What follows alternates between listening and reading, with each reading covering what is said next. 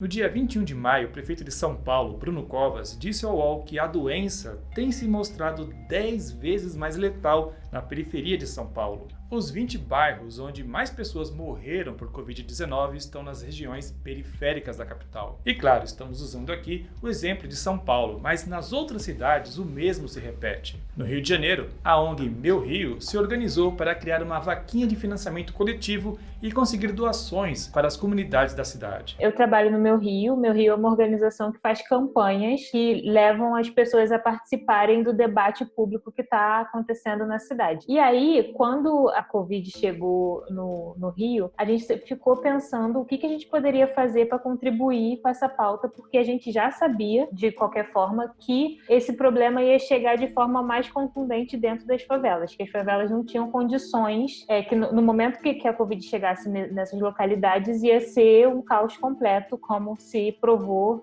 muito rapidamente. E aí a gente pensou, que tipo de abordagem, que tipo de coisa o Meu Rio pode fazer dentro desse tema. E aí a gente estava, a priori, pensando em fazer alguma coisa relacionada ao abastecimento de água, porque a gente estava vendo que vários desses coletivos diziam que não tinha abastecimento de água. Várias casas não tinham água. E aí, como as pessoas iam limpar as mãos, se o princípio básico para você não se contaminar é você higienizar as mãos constantemente, como que você ia fazer isso sem água? Mas, muito rapidamente, em 2 dias, a gente viu que teve uma virada que as pessoas começaram a pedir recursos. Insumos, cesta básica, kit de higiene e limpeza, e coisas relacionadas a recursos mesmo materiais. E vários coletivos da cidade estavam fazendo suas vaquinhas, cada um fazendo uma vaquinha separada. No Complexo do Alemão estavam fazendo uma vaquinha, em Acari estavam fazendo outra vaquinha. Então a gente resolveu fazer uma campanha chamada Covid-19 nas favelas, uma campanha de arrecadação, um financiamento coletivo unificado para conseguir juntar dinheiro de maneira mais rápida e mais efetiva, porque a gente tem uma expertise de comunicação também, para distribuir para esses coletivos. Então, a gente juntou 8 coletivos da cidade, da região metropolitana, principalmente da Zona Oeste da Baixada Fluminense, aqui no Rio, que eram os que estavam com recebendo menos recursos. A gente juntou eles numa vaquinha só e conseguiu uma arrecadação. Foi super rápido, a nossa meta era R$50 mil. Em uma semana, a gente já conseguiu R$100 mil.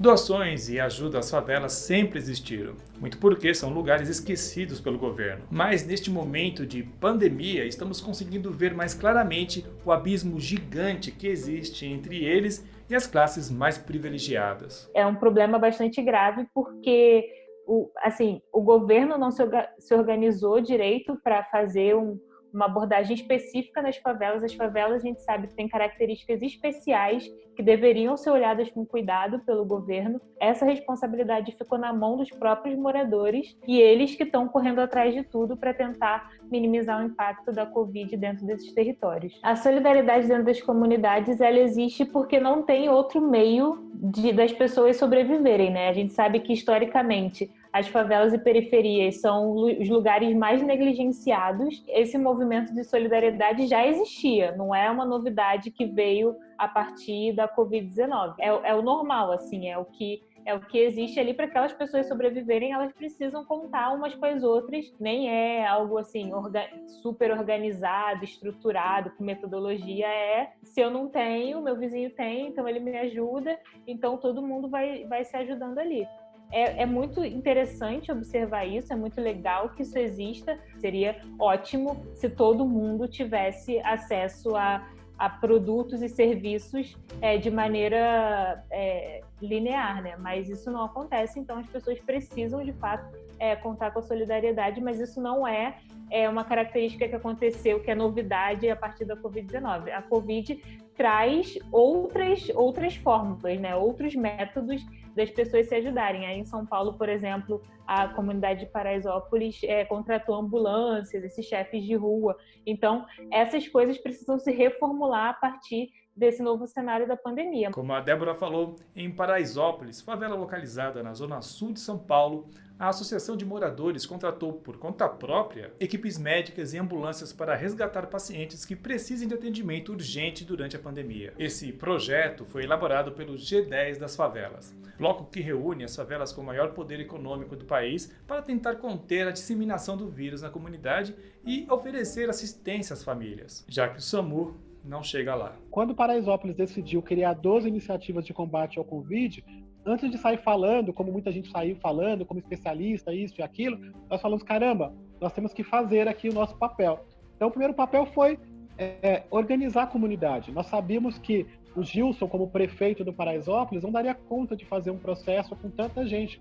Paraisópolis são 100 mil habitantes, se fosse uma cidade, estaria entre as 300 maiores do país. Então, não dou conta de falar com todo mundo de uma forma rápida, sem gerar aglomeração, como requer o momento. Então, nós organizamos o movimento dos presidentes de rua. A cada 50 casas, temos um morador voluntário que cuida das famílias. Então, isso facilitou. Nós também identificamos um problema. Não temos ambulâncias do SAMU aqui, que vem em Paraisópolis. Então, tem que contratar uma ambulância. Nós formamos socorristas, nós distribuímos marmitas. Tudo que nós pensamos, todos os problemas que nós identificamos, nós fomos buscando uma solução. E aí nós concluímos as 12 iniciativas e, a partir de agora, tem muitos estados replicando, são mais de 14 estados replicando o modelo do presidente de rua. Ou seja, primeiro nós fizemos essa experiência, provamos que é possível dar certo, como morador, agente da sua própria transformação.